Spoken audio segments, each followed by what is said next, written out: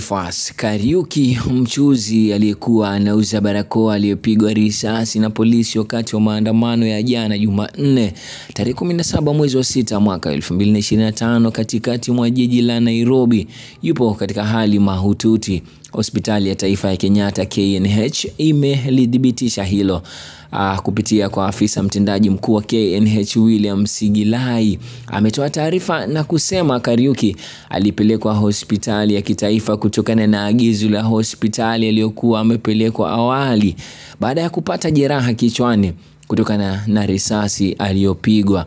Wakati anawasili katika kituo cha ajali na dharura, alionekana kuwa katika hali mbaya akiwa na jeraha upande wa kushoto wa kichwa chake na kusababisha kutokuwa na damu nyingi. Ushahidi kwamba alikuwa na jeraha baya, alisema Sigilai.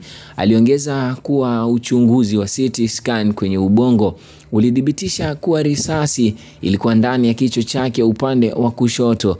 Mgonjwa alitayarishwa kwa ajili ya upasuaji wa dharura karibu saa 2:50 usiku. Timu ya wataalamu mbalimbali iliyoongozwa na daktari wa upasuaji wa ubongo Daktari Sam Njiru ilimfanyia upasuaji uliodumu takriban saa 2. Sigilai aliongeza akisema hayo.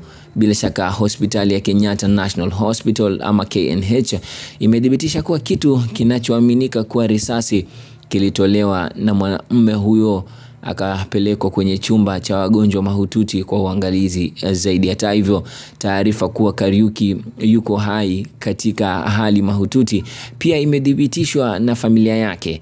Baba yake John Kariuki Nyambura pia amezungumza na vyombo vya habari na kusema kuwa risasi hiyo ilikuwa ndani ya kichwa juu kidogo ya sikio. Video inayoonyesha jinsi Boniface Kariuki alivyopigwa risasi ilisambaa kwenye mitandao ya kijamii na kusababisha ghadhabu miongoni mwa waandamanaji pamoja na Wakenya wote kwa ujumla. Ni mengi ambayo yanajiri, lakini nikuachie video hiyo ukaitazame, alafu kisha usisahau pale mwishoni subscribe ili tuende sote sawia kwa pamoja. Mimi naitwa Festo Mdogo, the last one. It was a referral from a clinic within the CBD.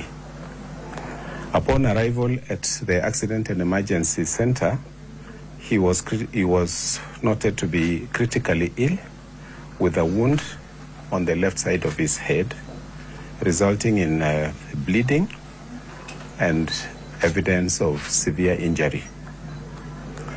The emergency care team, led by our emergency care physician, Dr. Janet Sugut, swung into action, stabilized his condition and placed him on life support.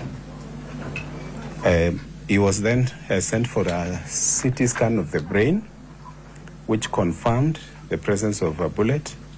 It confirmed that a bullet had struck the left side of his head.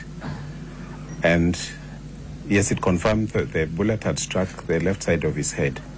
The patient was then prepared for surgery, for emergency surgery to mitigate his condition. And at around 8:50 p.m. he was ready, and also our team was ready to start the operation.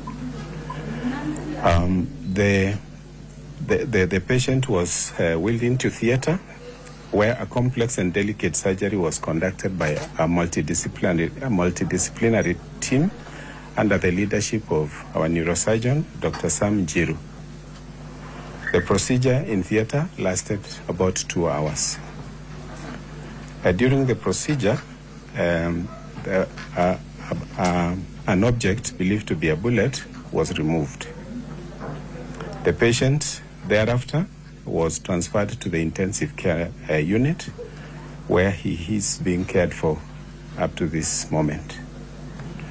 While his condition is critically ill, he is alive and is under close round-the-clock observation and care by our dedicated medical team.